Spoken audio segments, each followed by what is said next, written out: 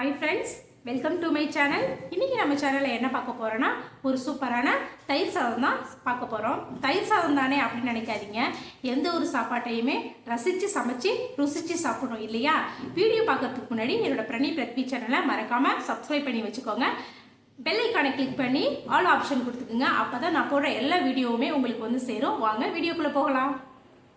இதுக்கு நான் குழைவாக வடித்த சாதம் எடுத்துக்கிறேன். அது கூட நான் பெரிய வெங்காயம் சேர்த்துக்கிறேன். உங்கள்கிட்ட சின்ன வெங்காயம் தான் சேர்த்துக்கோங்க. கூடவே கொத்தமல்லி, ஒரு பச்சை மிளகாய், துண்டான்னு இருக்கிற இஞ்சி, அது கூட நம்ம வீட்டிலையே ரெடி பண்ண தயிர், அது கூட கொஞ்சமாக உப்பு, அப்புறமா பால் சேர்த்துக்குங்க. லேட்டாக சமைப்பா பால் சேர்த்தா சுவையாக இருக்கும். அப்போவே சாப்பிட்ற மாதிரி இருந்தால் வேணாம். அதுக்கப்புறம் எல்லாத்தையும் ஒரு கிளறி விட்டுட்டு அதுக்கப்புறம் அடுப்பை ஆன் பண்ணிக்கிங்க. அதில் ஒரு கடாய் வச்சு நான் 2 டேபிள் ஸ்பூன் நல்லெண்ணெய் சேர்த்துக்கிறேன்.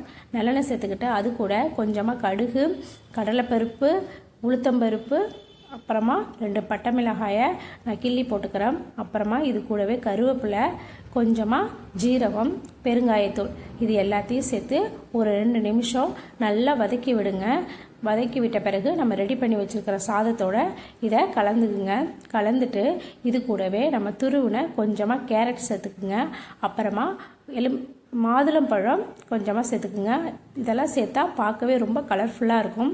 பாருங்கள், நமக்கு சூப்பரான க்ரீமியான தயிர் சாதம் ரெடி ஆயிடுச்சு.